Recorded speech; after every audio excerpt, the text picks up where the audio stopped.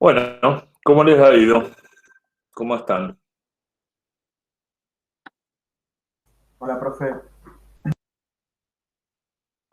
¿Cómo han estado? ¿Cómo van con el COVID? No he tenido nunca, gracias a Dios, creo. Muy bien, ya somos dos. Crucemos los dedos.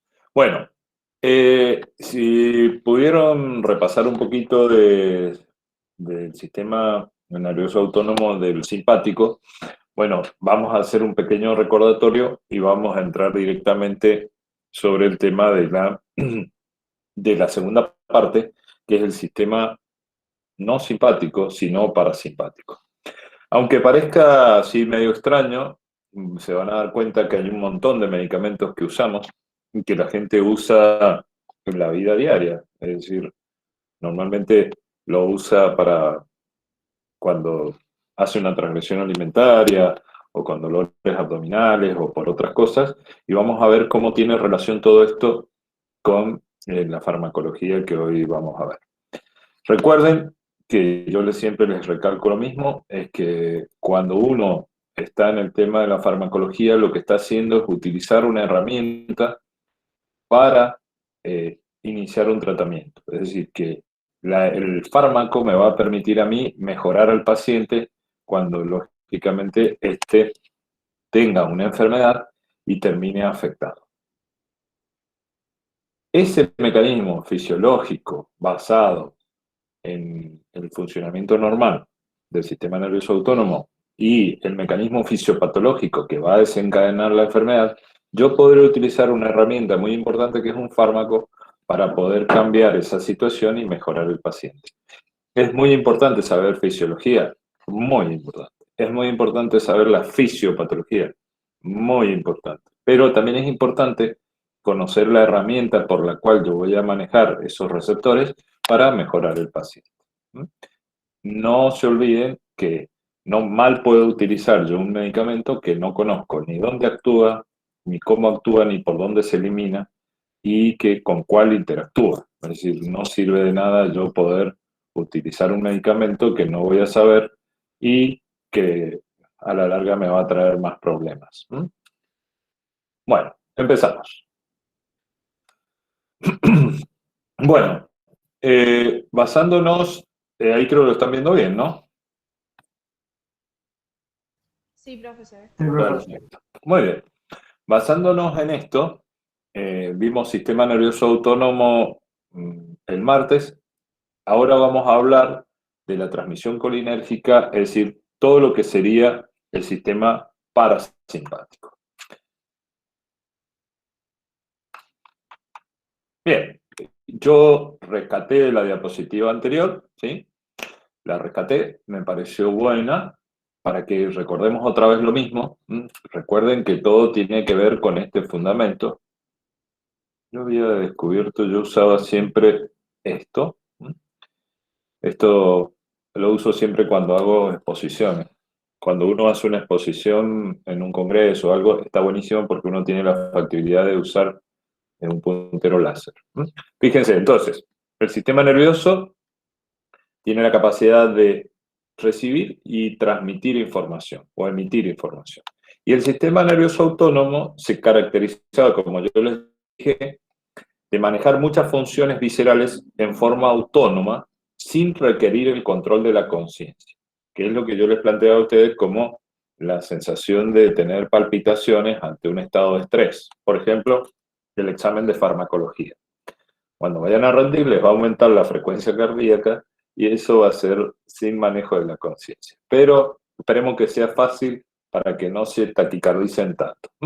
Dijimos que se divide en dos grandes secciones, el simpático, que lo vimos el martes, y el parasimpático, y que lo importante de todo esto era plantear lo que era el neurotransmisor, que yo les hice a ustedes, les expliqué lo somático, que es la neurona que viene del cerebro a través de la acetilcolina y genera sobre un receptor nicotínico en el músculo esquelético, produce la contracción muscular.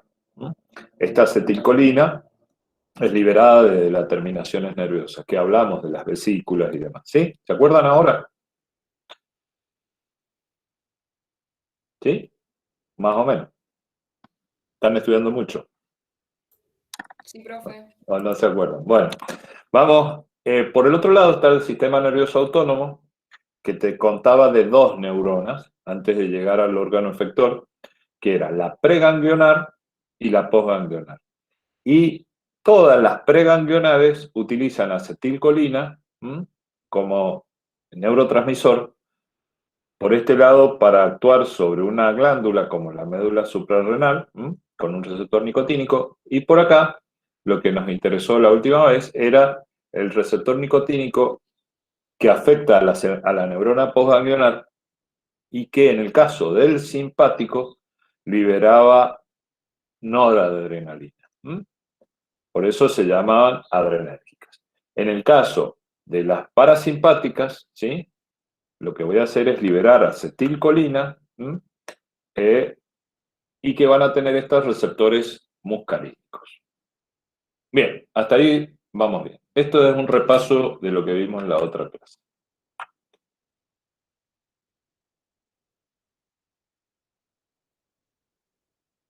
Bien, el sistema nervioso autónomo, yo bien les dije a ustedes que tenía muchísimas, digamos, afecciones, y que habíamos visto que sobre todo las neuronas del sistema simpático se ubicaban preponderantemente en la cadena ganglionar paravertebral y que el sistema simpático afectaba, fíjense, desde el ojo, las glándulas salivales, el corazón, el sistema respiratorio, fíjense, el sistema digestivo, la próstata, la vejiga urinaria, fíjense, y tiene también injerencia sobre fibras como que originaban la piloerección y también las glándulas sudoríparas.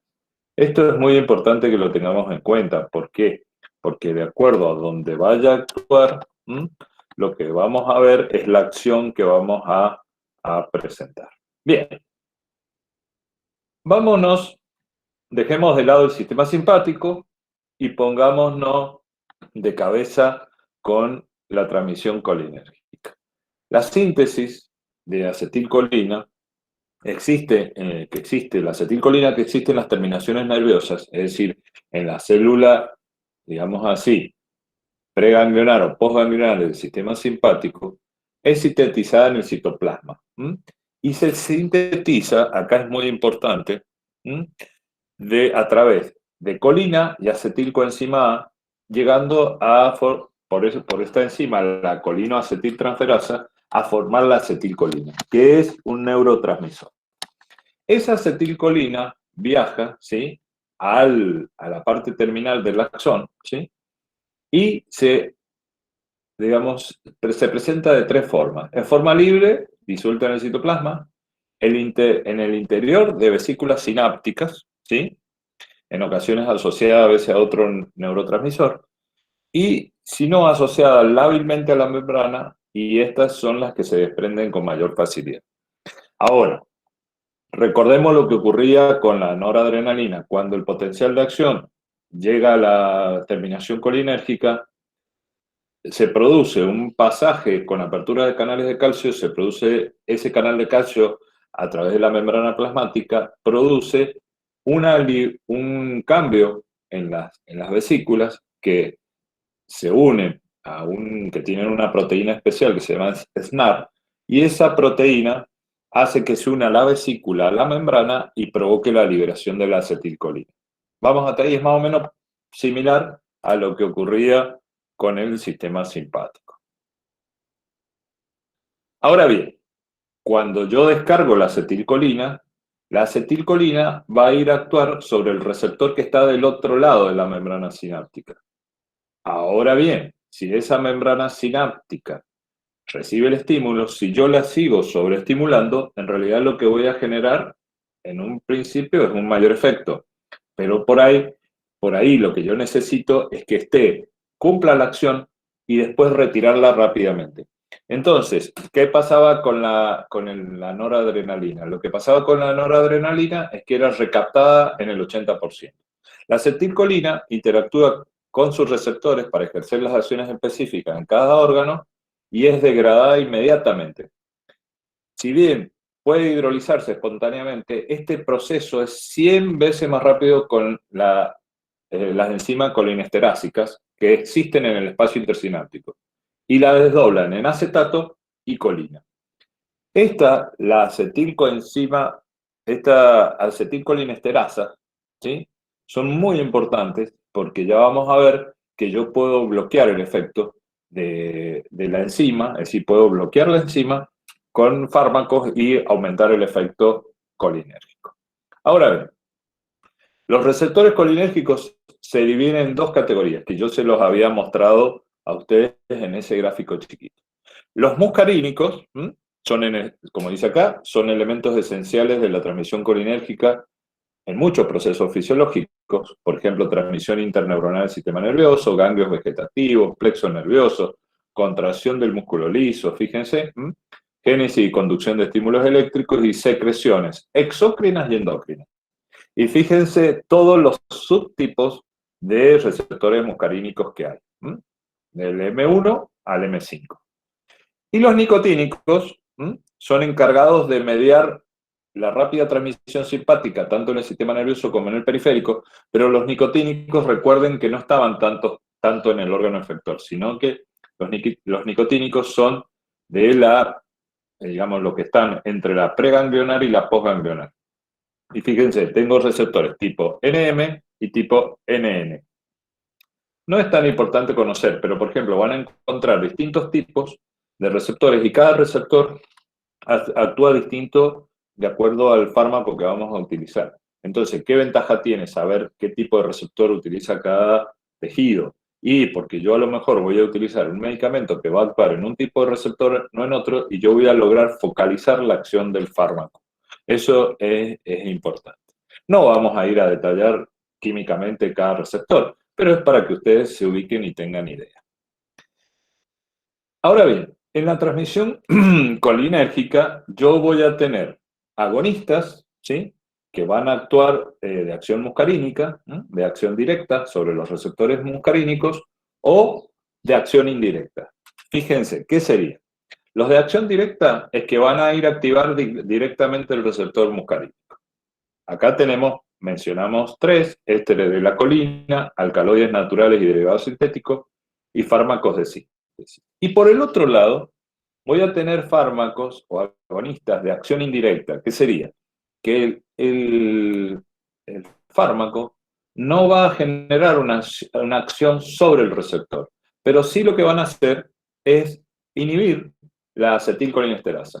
Es decir, ¿se acuerdan que yo les mencioné que la acetilcolina al liberarse es destruida, digamos así, o desacoplada en colina más la acetil... Ay, no me va a salir el nombre.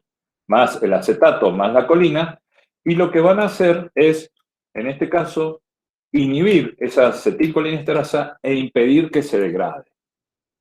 Por ahí es bueno. Imagínense lo siguiente. Ustedes saben que el estímulo viaja a través del nervio y produce la liberación de acetilcolina al espacio de la placa motora. ¿Se acuerdan de eso? En fisiología. Sí, sí. Sí. Hay una enfermedad, yo les comento, que se llama, por ejemplo, en este caso vamos a hablar de miastenia gravis. La miastenia gravis es una enfermedad autoinmune que afecta al receptor es decir, al receptor muscarínico, o en el caso de la placa motora, perdón, al receptor nicotínico. Entonces, si yo no tengo receptores, el paciente, cuando destruye esos receptores, empieza a tener debilidad muscular. Tal es así que a los pacientes se les empieza a caer los párpados, a ver doble, a tener diplopía, a tener debilidad muscular, dificultad para respirar.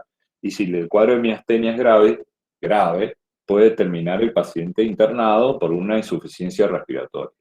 Porque recuerden que el diafragma, si bien se activa en forma inconsciente, es un músculo estriado, ¿sí?, que requiere el estímulo nervioso. Entonces, en estos casos, yo lo que voy a utilizar son medicamentos que me van a permitir que la acetilcolina esté más tiempo en el espacio intersináptico. Es decir, perdón, no en el intersináptico, sino entre en el espacio sináptico entre la neurona y la placa motora. Entonces, va a servir, por ejemplo, para tratar, en este caso, a la miastenia gravis, ¿sí? Bien. Los fármacos, yo acá les he puesto químicamente, ésteres de colina y ácido acético, les he puesto en negrita para que les resalte un poco más los más conocidos, la acetilcolina y la metacolina. Los ésteres de colina y ácido carbámico que están unidos, el carbacol es uno de los más conocidos, y alcaloides naturales, terciario y cuaternario, por ejemplo, uno de los más conocidos es la pilocarpina. La pilocarpina la utilizan muchísimos los oculistas para hacer las pruebas en el ojo y para tratar a los pacientes. A lo mejor alguno que tiene familiares que usan estas gotitas, a lo mejor pueden leerla, que bueno, aunque suene tan raro, se utilizan para el tratamiento oftalmológico. Fíjense que derivan de distintas plantas. No es importante que se sepan eso, sino yo les marqué por ahí los más relevantes para que tengamos en memoria alguno.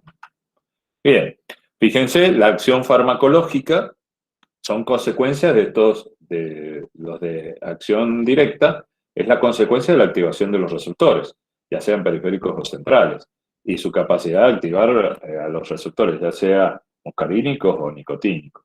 Y fíjense, yo les voy a mostrar acá abajo, la acetilcolina es muy susceptible a la acetilcolinesterasa, y fíjense que tienen efectos cardiovasculares o gastrointestinales o sobre la vía urinaria o sobre la pupila. Fíjense, sobre todo esto de muscarínicos o nicotínicos, los efectos para que tengan en cuenta. Esto es para que vean que cuando yo utilizo un fármaco voy a tener distintos efectos en distintos órganos. Y va a depender de ello que yo tenga la capacidad, es decir, si esto lo aprende uno como médico en la práctica, pero muchas veces uno puede leer y saber un poco más y saber qué está haciendo en la práctica. Los de acción directa, yo acá les voy a mostrar los principales efectos, ¿sí? Fíjense, vamos a utilizar como digamos así, el fármaco patrón, digamos así, pero todos producen lo mismo, más o menos similar. Por ejemplo, la acetilcolina a nivel cardiovascular produce vasodilatación generalizada, reduce la frecuencia cardíaca y reduce la velocidad de conducción y reducción de la fuerza de contracción cardíaca. Todos los efectos son de carácter muscarínico y son bloqueados por la atropina. Ustedes me dirán, ¿sí? ¿Se puede utilizar? Sí, se utiliza acetilcolina, se puede llegar a utilizar. Lo que más usamos nosotros, más que acetilcolina, los cardiólogos, es atropina.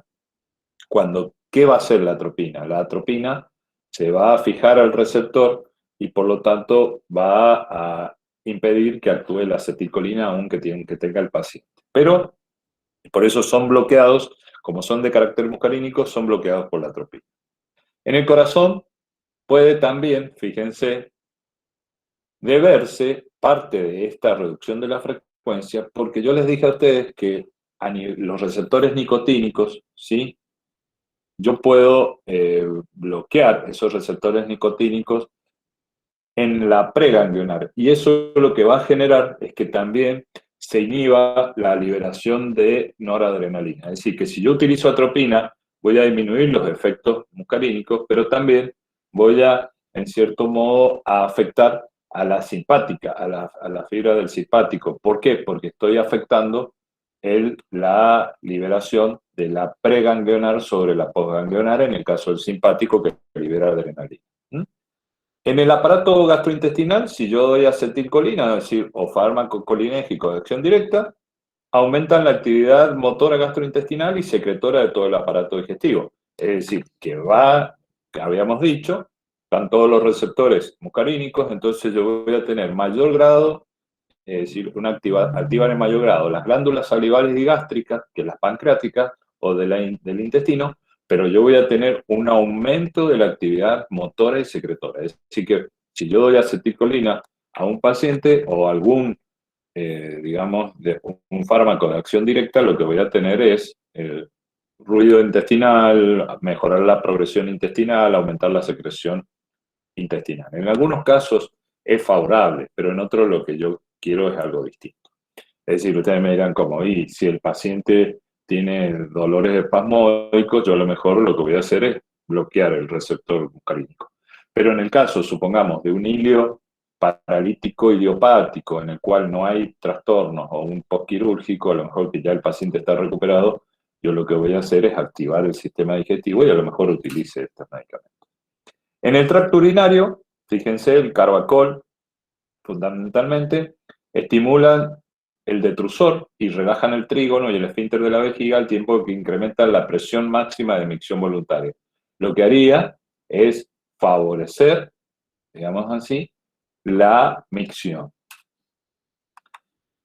En el tracto respiratorio, su activación, es decir, si yo activo los receptores muscarínicos con acetilcolina, producen broncoconstricción con signos de tiraje y ruidos respiratorios, es decir, con broncoespasmo, es decir, broncoconstricción. Estimulan las células mucosas y serosas de la glándula de la submucosa. ¿Esto tiene un problema? Sí. Imaginemos que estamos anestesiando a un paciente. ¿Qué queremos? ¿Queremos secreciones y queremos broncoconstricción? No. Entonces, los anestesistas, antes de intubar al paciente, un poco antes, lo que hacen es colocarle atropina, que es el efecto contrario de los fármacos colinérgicos. ¿Y qué va a generar? Y lo que va a generar, en este caso, es que no provoque broncoconstricción y que no haya secreción a través de las células mucosas de la glándula de la submucosa. Eso es bueno, sí, porque en una vía aérea que estoy trabajando, que está trabajando el anestesista para evitar, sobre todo, tapones mucosos o secreciones dentro de los bronquios, la atropina nos va a ayudar porque tiene el efecto opuesto. En el ojo, la acetilcolina y todo esto, como la pilocarpina, contraen el músculo liso del esfínter del iris. Recuérdense, si ustedes buscan un poquito, el iris tiene dos músculos, uno circular y uno radial. El radial, por eso nosotros teníamos esa mnemotecnia que dice Paco-Sidi, parasimpático contrae y simpático dilata. El radial se activa por el simpático. Entonces, ¿qué hace? El radial tira, digamos, de la orilla de la pupila y al tirar abre la pupila. En el caso del parasimpático, lo que hace es, ¿sí?, ese músculo del esfínter del iris lo contrae, entonces se achica la pupila, produce miosis. Y el músculo ciliar con lo que favorece la acomodación. Para esto, ¿sí?, nosotros podemos usar la pilocarpina que yo les mencionaba para ver los efectos del parasimpático y poder estudiar, digamos así, si está bien la vía parasimpática. Y fíjense que estos efectos contribuyen a facilitar el drenaje del humor acuoso, porque, digamos así, cambian la estructura del ojo y facilitan el drenaje a través del canal de Schlemm. ¿Qué enfermedad tiene exceso de humor acuoso?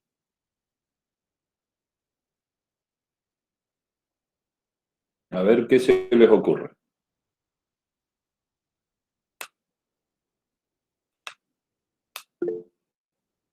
No puedo ver el chat porque estoy con la charla. A ver, háblenlo.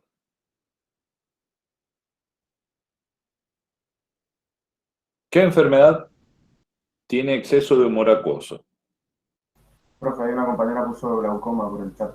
Glaucoma, perfecto, es el glaucoma. Entonces, sí, lo que pasa es, por eso les comentaba que como estoy directamente con la página completa, no puedo leerlo. Pero el glaucoma es un exceso de humor acuoso con aumento de la presión en el ojo, lo que termina dañando la retina. Entonces, por ejemplo, la pilocarpina podría utilizarse perfectamente para favorecer el drenaje del humor acuoso y reducir la presión en el ojo. Ese efecto está muy bueno. En este otro caso, en el sistema nervioso, los alcaloides como la pilocarpina, para mencionar, alcanzan el cerebro y sus acciones a veces tienen carácter tóxico. Hay que tener cuidado porque algunos atraviesan con facilidad, como por ejemplo la pilocarpina, pero otros tienen dificultad y no estimulan los receptores. Por eso, dependiendo de eso, yo tengo que tenerlo en cuenta. Y los de acción indirecta, acá esto es importante, los de acción indirecta, los de acción directa, esto que estamos haciendo, que acabamos de ver, tienen efectos adversos, todos los relacionados con la estimulación. Entonces ustedes me dirán, ¿cuáles son los efectos? Todos los que acabamos de hablar: náusea, vómito, dolor subesternal, disnea por la constricción bronquial, bloqueos cardíacos, diaforesis, dolor epigástrico, retorcijones, dificultad de la acomodación ocular, cefalea, salivación. Todo lo que acabamos de hablar por la acción directa de estos fármacos. Y todos estos efectos son bloqueados por la atropina. Ya vamos a ver cómo actúa la atropina. Ahora bien, yo les dije a ustedes que yo podía activar el parasimpático con fármacos de acción directa, como el carbacol, como la pilocarpina, con la misma acetilcolina, la meticolina. Pero también puedo hacerlo por acción indirecta, que la acción indirecta es utilizar, ¿sí?, un medicamento que bloquee la acetilcolinesterasa. ¿Eso qué va a hacer? Que yo tenga, si bien se degradaba muy, muy rápido, si yo tengo, por ejemplo, la acetilcolina mucho tiempo, voy a tener mayor efecto sobre el receptor. Y fíjense, fisiostigmina o prostigmina, estos son utilizados también a nivel ocular, o la piridostigmina, el hidrofonio, compuestos órganos fosforados, que estos en realidad algunos pueden usarse a nivel conjuntival, pero los más conocidos, y a lo mejor si ustedes lo han usado, yo he usado en el fondo de mi casa, pero uno de los más conocidos y que son muy tóxicos es el paratión. Estos órganos fosforados se utilizan como insecticidas a nivel de los cultivos y tienen el problema que pueden ingerirse y generar en forma tóxica. Bueno, ¿quién no ha escuchado intentos de suicidio con órganos fosforados? O no intentos de suicidio, sino que, por ejemplo, alguien va a fumigar y en pleno verano, que octubre, va a fumigar las plantas y lo hace con poca ropa, en el sentido de una remera o, digamos, así como decimos normalmente, en cuero. Entonces salen a fumigar y estos órganos fosforados tienen la característica que pueden absorberse por la piel. Es decir, que puede ingresar el paratión a través de la piel y generarnos, en este caso, una intoxicación por este órgano fosforado, que lo que va a hacer es inhibir la colinesterasa. Los órganos fosforados tienen la característica que su unión es prácticamente indestructible, en el sentido que yo, cuando uno el órgano fosforado, la acetilcolinesterasa, la inactivo por mucho, pero mucho tiempo, lo cual hace que los pacientes, cuando están intoxicados, realmente son graves. Yo he hecho terapia intensiva, aparte, cuando hacemos cardiología estábamos un año en clínica, recibimos un par de pacientes que habían fumigado, un chico de 23 años, y lo tuvimos internado más o menos 3 semanas para poder reducir los efectos. Lo primero que se hace con el paciente, se descarta la ropa que está impregnada lógicamente del veneno, se lo baña al paciente con agua y jabón para sacar todo el veneno que pueda quedar en la piel. Después que se hace eso, se le coloca un suero y utilizamos atropina. ¿Para qué? Para que la acetilcolina, que no va a ser degradada, no actúe sobre el receptor. Pero estos son cuadros graves. Y en otros casos, otras drogas como el donepezilo, que el donepezilo se utiliza, por ejemplo, para el Alzheimer. Ya van a ver que ahí hay una reducción de los receptores nicotínicos a nivel cerebral y que genera eso. Esto va a generar, el donepezilo, un aumento a nivel cerebral de la acetilcolina y mejorar el cuadro del paciente con demencia. Estos fármacos inhibidores de la colinesterasa, como yo les mencionaba, fíjense, la acetilcolina normalmente se inactiva por la acetilcolinesterasa en 80 a 150 microsegundos. Es sumamente rápido. Y es un proceso y mediante un proceso de acetilación separa la colina del grupo acetilo. Pero es sumamente rápido, lo cual está bueno. ¿Por qué? Porque si yo logro el efecto, por ejemplo, a nivel del músculo estriado, yo lo que no quiero es quedar con la mano contraída o con el músculo contraído. Lo que quiero es hacer la acción y cuando yo ya no mando ningún estímulo, que el músculo se relaje. En el caso de los receptores muscarínicos también es hacer la acción y que rápidamente se degrade. Pero si yo inhibo la colinesterasa, ese efecto va a ser más duradero. Entonces, fíjense, la acción va a ser la farmacológica por estimulación de los receptores de los órganos efectores vegetativos, por estimulación seguida de depresión, esa va a ser la acción. Primero va a ser una estimulación muy potente, después va a seguir de una depresión o parálisis. ¿Por qué? Porque el tema es que yo permanece en la acetilcolina en el espacio y en realidad lo que termina es agotando el efecto. Es decir, es como si yo le dijera, la placa, el receptor muscarínico posterior que genera la activación, si yo lo estoy estimulando, llega un momento en el cual va seguido después de una depresión posterior por también de los receptores colinérgicos centrales, pero de los periféricos va a generar una depresión o parálisis porque yo estoy sobreestimulando. Al principio va a haber una estimulación, pero después voy a tener problemas si esa dosis, en el caso, por ejemplo, de un órgano fosforado, la acción sobre la colinesterasa es permanente durante mucho tiempo. Bien. ¿Qué van a hacer estos inhibidores de la colinesterasa? ¿Sí? Fíjense, yo acá, esto es un resumen, pero para que ustedes más o menos se den cuenta, fíjense, en la placa motora, a concentraciones bajas o moderadas, aumentan y prolongan la acción de la acetilcolina, lo cual es muy bueno en el caso, por ejemplo, de la miastenia grave. Pero el exceso de estimulación llega a provocar despolarización permanente y bloqueo neuromuscular con parálisis muscular. Es decir, ¿de qué se muere un paciente que está en contacto con órganos fosforados? Se muere de un paro respiratorio. Porque yo lo que voy a hacer es ese exceso de acumulación de acetilcolina provoca una despolarización permanente y se produce un bloqueo neuromuscular y el músculo no se contrae más.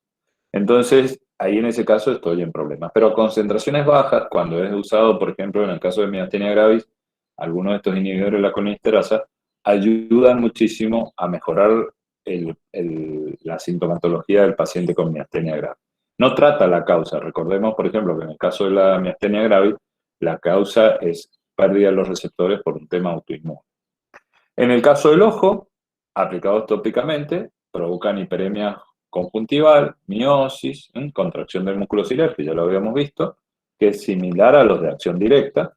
A nivel gastrointestinal, fíjense, estimula el tono y el peristaltismo, hace lo mismo que los de acción directa, pero lo hacen lógicamente a través del bloqueo de la acetilcolinesterasa. Y a nivel cardiovascular, predomina bradicardia con reducción de la contractilidad. Es prácticamente lo mismo. Fíjense que a nivel del sistema nervioso, sobre todo estas dosis pequeñas, si bien provocan un poco de desincronización del electroencefalograma, producen activación generalizada y aumento de la situación de vigilia. Entonces, por ejemplo, en el caso de las demencias, mejora la situación en la vigilia y lo activa al paciente. Entonces, de ese modo, el donepezilo, que a lo mejor algunos familiares de ustedes lo tienen indicado, es muy bueno para los casos de demencia inicial. Reacciones adversas, fasciculaciones musculares, que es lógico, palidez, sudoración, miosis, fíjense, más o menos similar a los de acción directa, y compromete seriamente la transmisión de la placa motriz, es decir, de la placa motora, lo cual puede afectar muy, muy gravemente en el caso de órganos fosforados y pues, que son usados como insecticidas, pueden provocar la muerte del paciente. Bien, entonces acá tenemos, ¿a quién le podemos dar estos inhibidores de la colinesterasa? O digamos, inhibidores de la colinesterasa o, en el caso que habíamos dicho, fármacos de acción directa. Y Miren, parálisis motriz posanestésica, es decir, cuando después de la anestesia el paciente queda con dificultad, podemos utilizar esto. Miastenia gravis, el hilio paralítico que yo les mencioné, postoperatoria con apnea y retención gástrica, siempre que no exista obstrucción mecánica. Es decir, si yo tengo un hilio obstructivo, dar esto es empeorar el cuadro. En el caso de la atonía vesical, fíjense que existe una retención urinaria postoperatoria o posparto. En estos casos de vejiga también hipotónica y de origen miógeno o neurógeno, estos pueden mejorar el vaciamiento de la vejiga. Lo dijimos recién, en el caso de la pilocarpina, por ejemplo, en el glaucoma, en la taquicardia supraventricular por reentrada intranodal, utilizamos ya sea, por ejemplo, adenosina o acetilcolina. Lo que hace es, esta arritmia, esta es una arritmia cardíaca, se produce una reentrada muy rápida a nivel cardíaco en el nódulo auriculoventricular. Entonces, esa reentrada genera un circuito tan rápido de 250 latidos por minuto y el paciente hace una taquicardia. Esa taquicardia se mejora siempre, a veces para poder sacarla, yo doy medicamentos que van a aumentar el efecto parasimpático. Recuerden que el nódulo auriculoventricular tiene acción sobre él tiene acción en el parasimpático. Entonces yo le doy una inyección de acetilcolina o en el otro caso de adenosina, y yo lo que voy a generar es un enlentecimiento tal de la conducción a través del nódulo AB que va a detener la arritmia. Y como les mencioné recién, en el caso del Alzheimer, el donepezilo nos ayuda mucho porque se ha visto reducción del efecto nicotínico a nivel cerebral. Ahora bien, vamos a lo opuesto.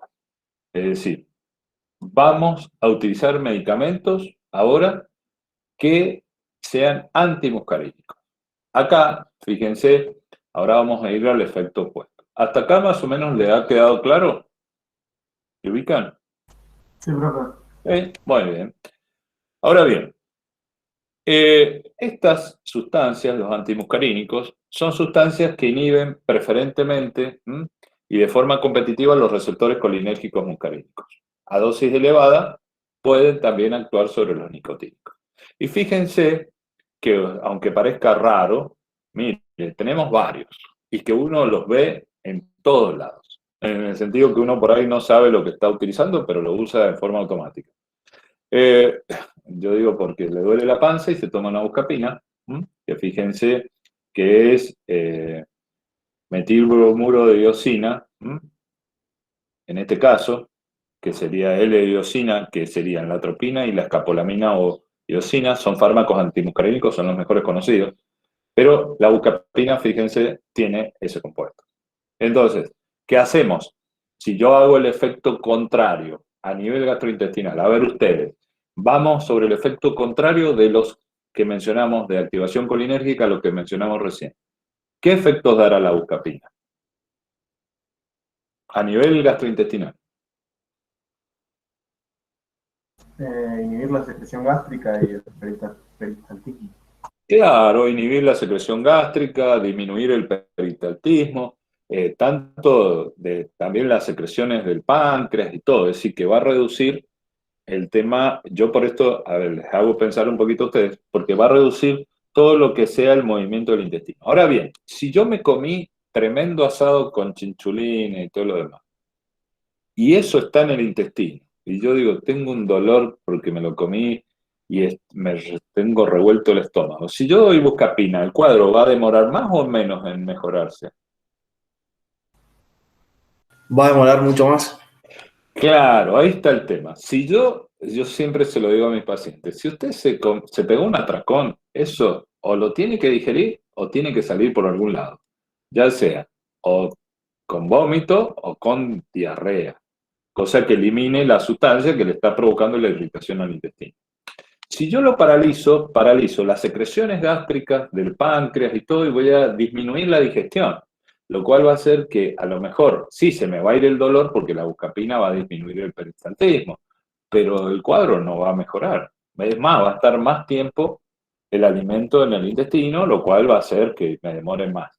Yo digo que cuando uno ya vació el intestino, ya comió suavecito y eso hizo que se eliminara y a pesar de todo me sigue doliendo, yo puedo llegar a tomarlo. Pero no tiene sentido porque lo único que hace es prolongarme el efecto.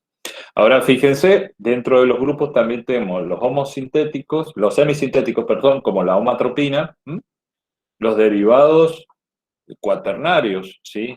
En este caso, el metilbromuro-homatropina y el hiperatropio y el fentonio. Pero en lo más importante, fíjense, yo les quería mostrar, miren, la paratropina, que ¿quién no ha escuchado a una abuela que le ha dicho, tomate una paratropina, se te va a ir el dolor de panza? Bueno, lo que tenemos es dipirona, que es un analgésico, y metilbromuro-homatropina, que es un derivado semisintético, ¿sí? En este caso, de los fármacos antimuscarínicos. Y en el caso, fíjense, acá a la derecha, aparte de la bucapina que acabamos de mencionar, el atroven en realidad es un éster ácido de base y base cuaternaria que es utilizado para actuar sobre la vía aérea. Esto es atroven. El atroven es hiperatropio, que lo que tiene de bueno, esto es para forma inhalada, y lo que permite es actuar con los broncodilatadores que vivimos en el caso del sistema simpático, por los receptores beta 2, actuar sobre los receptores muscarínicos a nivel pulmonar y reducir la broncoconstricción.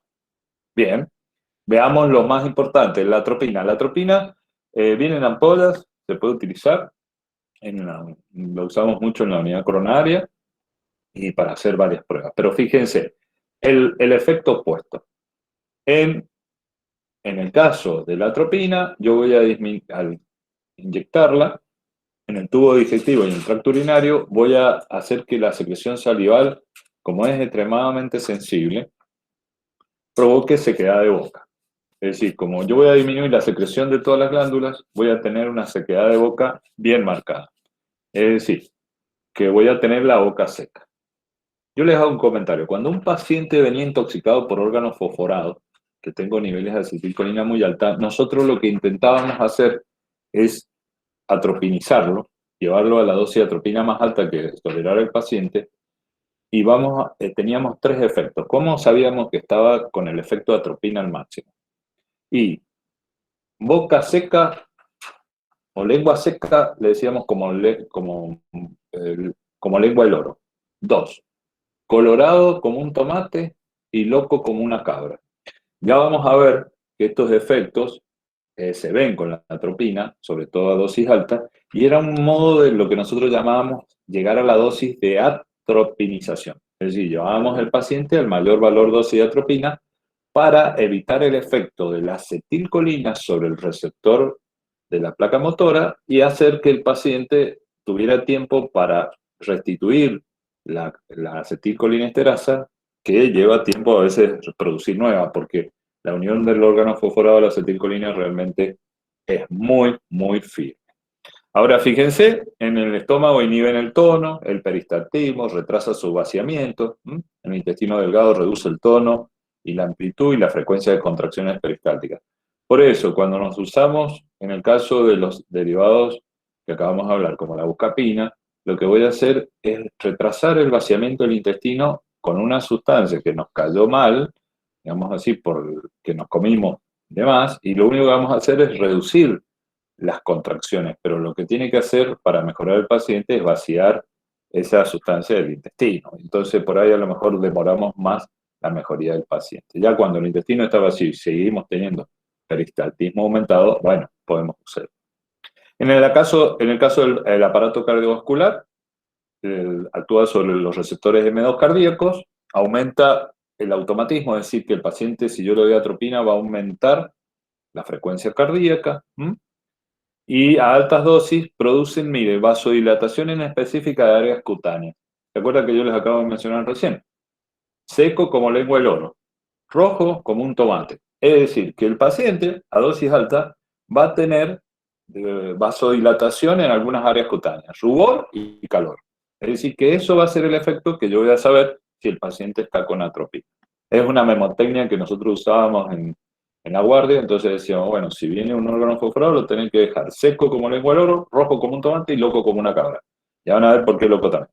En el sistema ocular, bloquean la respuesta del esfínter del iris y del músculo ciliar, en consecuencia, va a dilatar la pupila. Es decir, si el parasimpático contrae y el simpático dilata, al inhibir el parasimpático se va a dilatar.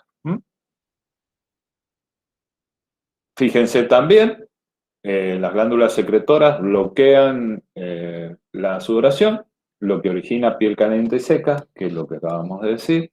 El aparato respiratorio reduce la secreción de las glándulas mucosas, nasal, osofaringia, traqueal y bronquial, producen relajación de la musculatura, esto principalmente a nivel del receptor M3, pero esto es bueno, y es bueno si uno va a intubar a un paciente y lo va a tener 3-4 horas en una cirugía, lo que yo no quiero, porque piensen que el paciente anestesiado no puede toser, ni mandar la flema, ni tragarse la flema.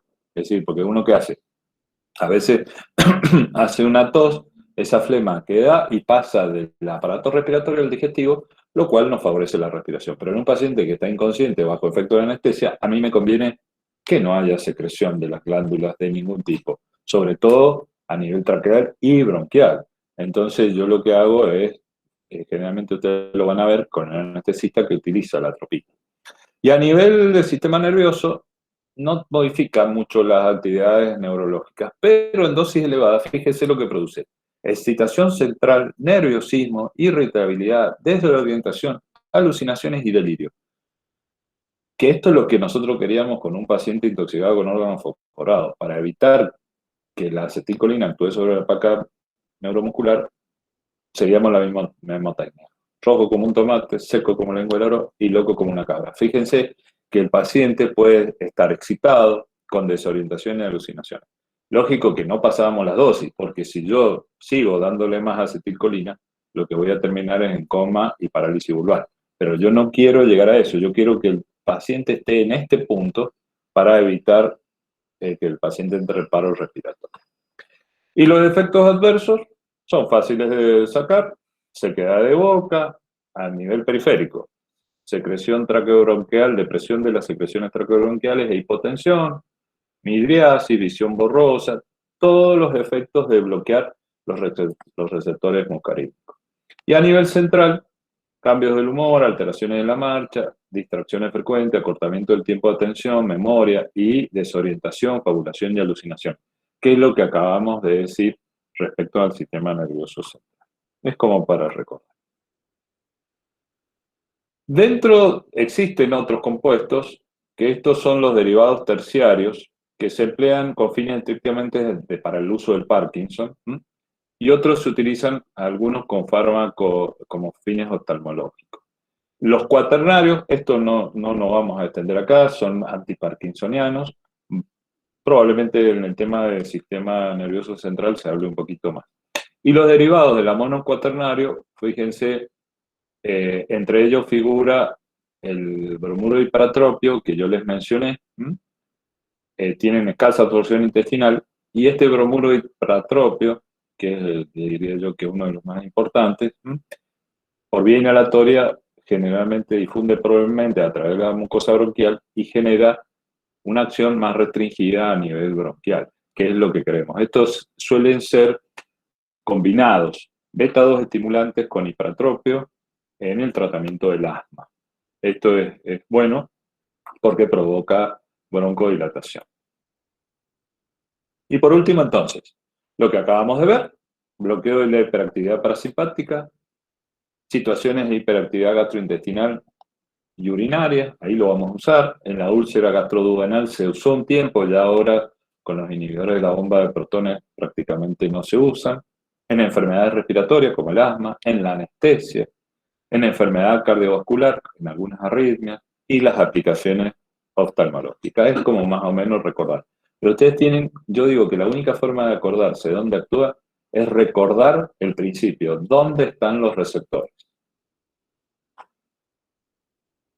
Muy bien. Preguntas.